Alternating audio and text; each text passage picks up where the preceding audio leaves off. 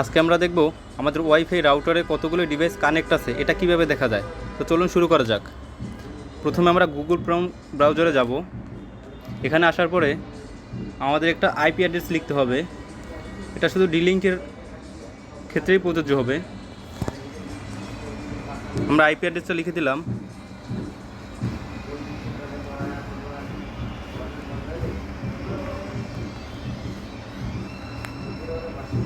IP address লিখে search দেওয়ার পরে আমাদের এই অপশনে চলে আসছে। এখানে আমরা পাসওয়ার্ড দিয়ে লগ ইন করে নিব।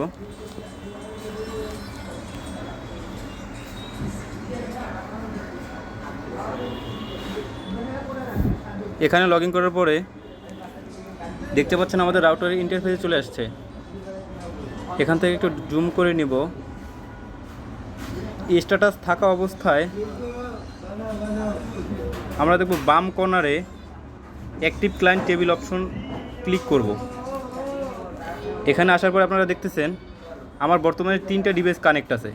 এটার নাম, আইপি অ্যাড্রেস এবং ম্যাক অ্যাড্রেস সহ সব কিছুই দেখাচ্ছে।